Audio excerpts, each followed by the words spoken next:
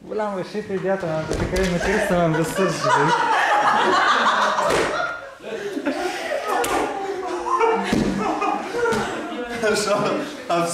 Aš apsvaigęs nuo meilės. Jeigu nori dvasinės ramybės, gausi dvasinę ramybę, jeigu tau reikia... Mergų.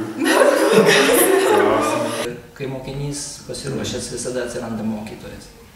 Prieš pat atvažiuojant į sodybą, tai juokingiausia baimė buvo dėl jos pavadinimo - meditacijų sodyba. Tai aš, kaip ir medituoju, bet taip nereguliariai, jeigu ten 2-3 kart į mėnesį, tai galvoju, Dieve mano, va čia kai atvažiuosiu, man bus taip gėda, kad jie čia bus visi tokie asai. Iš tikrųjų visi tokie ir dar baisiau, kai kas iš vis pirmą kartą. Man tai juokingiau netgi būna, kai aš dar pajaučiu kažkokį pyktį ant kažko. Aš pykstu ant visą prasme, nelėlę save ir tada išsitaškai. Viskas naina. Aš šitas sodybai ne pirmą kartą, tai atvažiavau jau čia 3 kartą. Bet čia susirenka visi tokie pat kaip ir tu. Ar buvo čia vyresnio amžiaus žmonių? Taip. Ir 57, jeigu neklystu, buvo Algirdai. Aš anąkart žiūrėjau tuos praeitų žmonių pasiliepimus ir galvoju, ką ten šneka, visi kažkokie prisvaigę.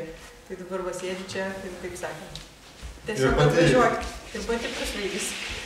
Man blogai, aš ką tik junginėjau Delfį ir aš jaučiuosi ir jūs čia kalbat, man iš vis, nesuprantam, kokią meilę, apie ką aš čia kalbu?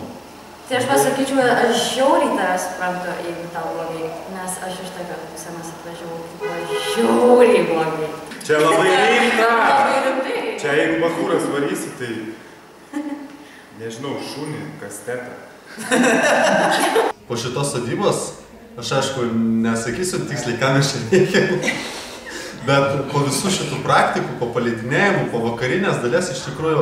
Tu tada nebijai būti savim. Ką žmonės pagalvos, ką kaimynai pasakys, ką aš pats apie save galvoju ir visa kita, tai labai stipriai nubyra. Pokyčiai yra labai dideli ir visose gyvenimo srityse, ir santykiuose, ir finansai, ir visas emocinė būsena, pasitikėjimas savimi, tai prasme labai iš tikrųjų tai keičia žmonės. Kuo anksčiau to geriau. Padedam. Ir man taip gerai